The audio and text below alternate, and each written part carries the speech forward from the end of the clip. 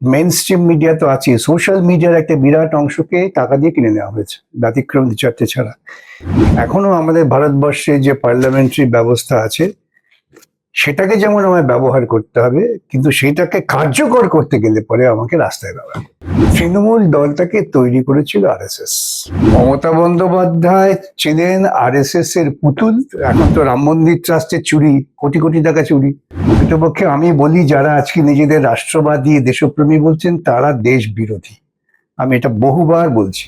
বিকাশ রঞ্জন ভট্টাচার্য বারবার বিভিন্ন বিষয়ে তার মন্তব্য নিয়ে সামাজিক মাধ্যমে হই হট্টগোল শুরু হয়। পরিষ্কার তিনি জানাচ্ছেন, একান্ত সাক্ষাৎকারে কিছু বিস্ফোরক কথা বললেন, পরিষ্কার জানিয়ে দিলেন যে নতুন যে সরকার তৈরি হয়েছে সেই সরকার আসলে চূড়ান্ত স্বৈরাচারী সরকার। সাধারণ মানুষের অধিকারকে সে কখনোই মান্যতা দেবে না।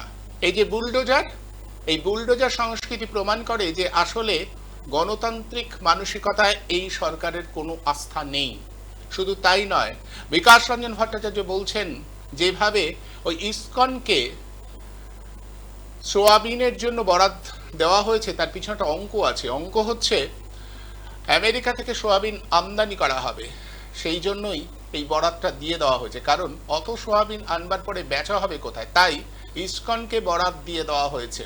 এবং একই সাথে বিকাশ রঞ্জন ভট্টাচার্য যে কথা বারবার করে উল্লেখ করেন, সেভাবেই উল্লেখ করছেন যে আসলে যুক্তিবাদ, বোধ, বুদ্ধি, চেতনা এগুলো যাতে মানুষ বিসর্জন দেয় তার জন্য যাবতীয় পরিকল্পনা করা হচ্ছে।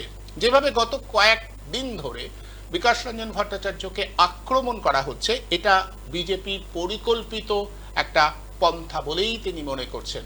পরিষ্কার জানাচ্ছেন আসলে যারা যুক্তি বুদ্ধির উল্টো দিকে হাঁটেন তারাই এই ধরনের কাজকর্ম করেন।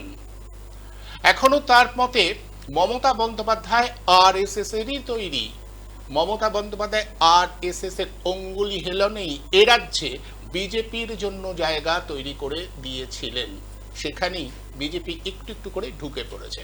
তাই মমতা বন্দ্যোপাধ্যায়কে ভরসা করে যদি আবার বিরোধিতার জায়গার কথা কেউ ভাবেন, কিংবা মমতা বন্দ্যোপাধ্যায় বিজেপির সঙ্গে লড়বেন, এ কথা যারা ভাবছেন তারা আসলে মূর্খের স্বর্গে বাস করছেন। অত্যন্ত বিস্ফোরক মন্তব্য একের পর এক করে গেলেন বিকাশ রঞ্জন ভট্টাচার্য একান্ত সাক্ষাৎকারে। শুনুন।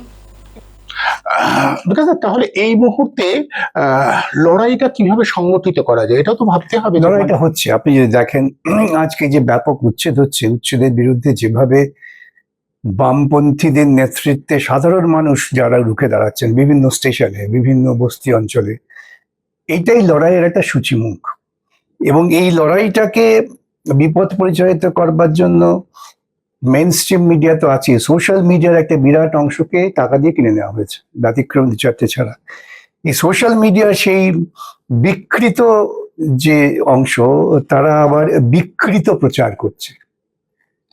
মানে মূলধারার মিডিয়ার বাইরে যারা রয়েছে, আমরা দেখতে পাচ্ছি যে সামাজিক মাধ্যমে মূলধারার মিডিয়ার বাইরেও দেখবে যে আমরা যাদের বলি হোয়াটসঅ্যাপ ইউনিভার্সিটি, একদম তারা, এবং বহু পোর্টাল আছেন যারা প্রকৃতপক্ষে বিজেপি দ্বারা লালিত পালিত বা আরএসএস দ্বারা লালিত পালিত, প্রচুর টাকা পয়সা দিয়ে তাদের সাহায্য করছেন, কারণ তাদের অস্তিত্বের প্রশ্ন আছে, আমি এটা বুঝি। কিন্তু কিছু কিছু পোর্টাল আছেন যারা আমাদের কথা পৌঁছে দেওয়ার চেষ্টা করেন।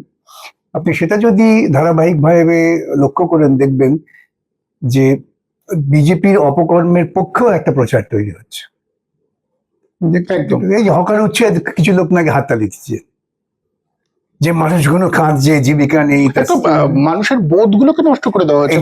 এটা হচ্ছে প্রচার মাধ্যমের একটা বিরাট অবদান। এই যে বলা হচ্ছে যে হকাররা অবৈধ ভাবে, মানে বেআইনি ভাবে জমি দখল করেছে, কিন্তু বেআইনি মানে যে অবৈধ নয়। আইনি, বেআইনি, ন্যায়, অন্যায়, এগুলো সব নির্ভর করবে কিন্তু সামাজিক পরিস্থিতির উপরে। মানবিকতা, মানবাধিকার বলে একটা বিষয় আছে। সুতরাং এইটা একদল হাততালি দিচ্ছেন বা খুব ভালো হয়েছে, কাল যখন সে কর্মচ্যুত হবে তখন সে হাততালি দেবে। আমি আপনাকে উদাহরণ দিই, বলতে খারাপ লাগে, আমরা বলি বারবার যে সরকারের প্রাথমিক দায়িত্ব শিক্ষা এবং স্বাস্থ্য, এই দুটো প্রাইভেটে যাবে কেন? কিন্তু প্রচারের ফলে বহু লোক, বহু নিম্ন মধ্যবিত্ত মানুষ প্রাইভেট স্কুলে তাদের ছেলে মেয়েদের পড়াতো।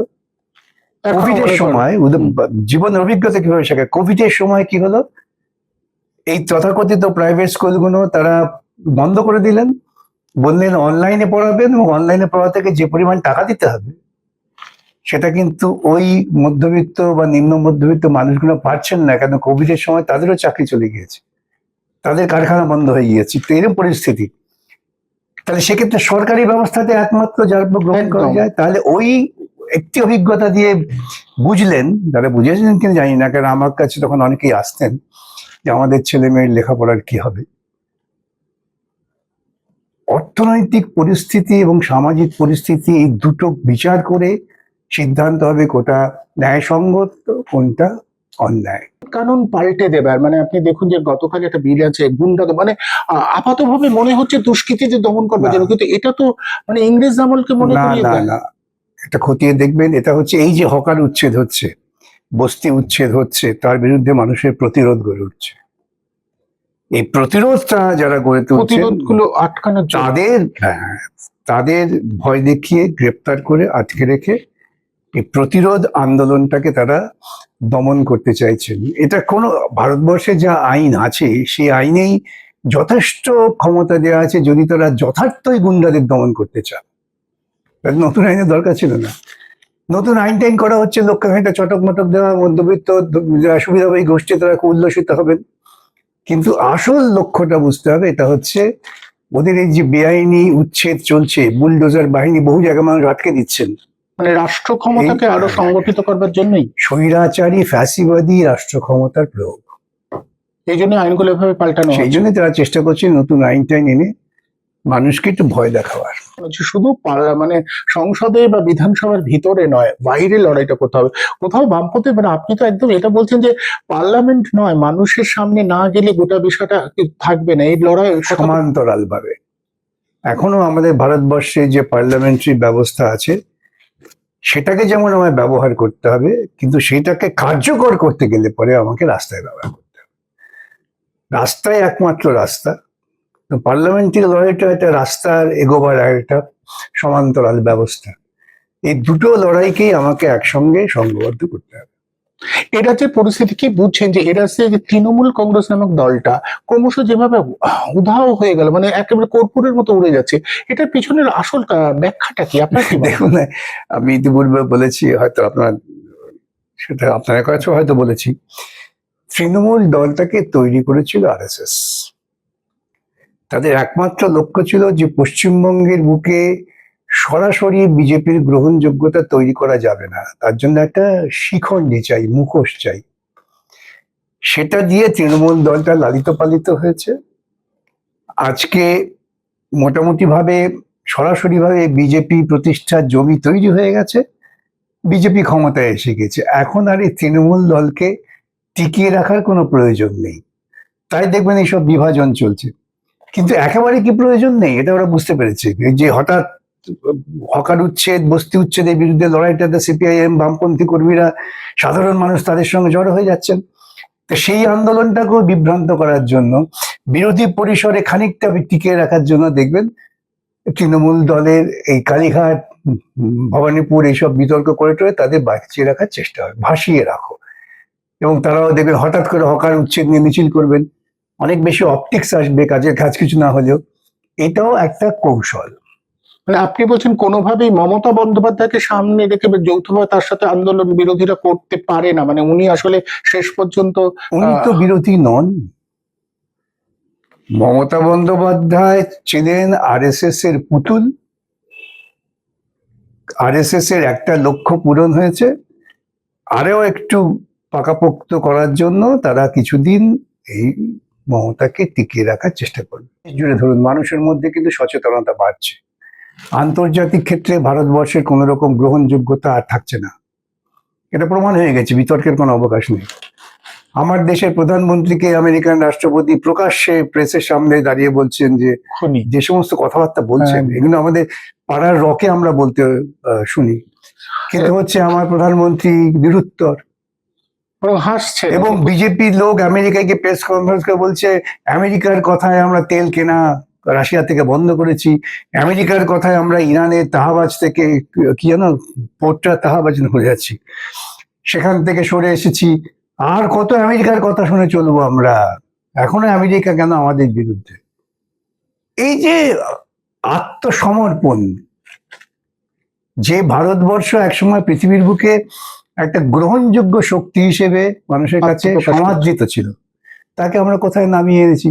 আর দেশব্যাপী দেখছেন না, রাম রাম করে এখন তো রাম মন্দির ট্রাস্টের চুরি, কোটি কোটি টাকা চুরি। এবং এক্ষেত্রে আমি একটা প্রসঙ্গক্রমে জিজ্ঞাসা করি বিকাশ দা, সেটা হচ্ছে দেশভক্তি একটা অন্য আখ্যান দেওয়ার চেষ্টা করা হচ্ছে। দেশ বিরোধী মানে আপনি যদি সরকারি বিরোধিতা করেন, জাতীয় স্তরে সরকার যা করছে তার সেটাকে দেশ বিরোধী হিসেবে চিহ্নিত করা, বিশেষ করে বামপন্থীকে তো রাষ্ট্রবিরোধী বলে দেখে দেওয়ার চেষ্টা করা দেখুন, হচ্ছে। আমি এটা বোঝাতে হয়, এখন রাষ্ট্র আর সরকার এক না, তাহলে তো স্টেট শব্দটা থাকতো না, সবই গভর্নমেন্ট হতো। স্টেট অ্যান্ড একদমই। গভর্নমেন্ট দুটো আলাদা। আর দ্বিতীয় কথা হচ্ছে, দেশ বলতে কি বোঝেন? যারা তথাকথিত দেশপ্রেমের বাণী আওড়াচ্ছেন তারা বলুন তো, দেশ বলতে কি বোঝেন? দেশ মানে কি সীমান্তের মানচিত্র, কিছু মানুষের হাতে অস্ত্র তুলে দিয়ে প্রহরার নাম? দেশ বলতে বোঝায় দেশের আপামর জনসাধারণ।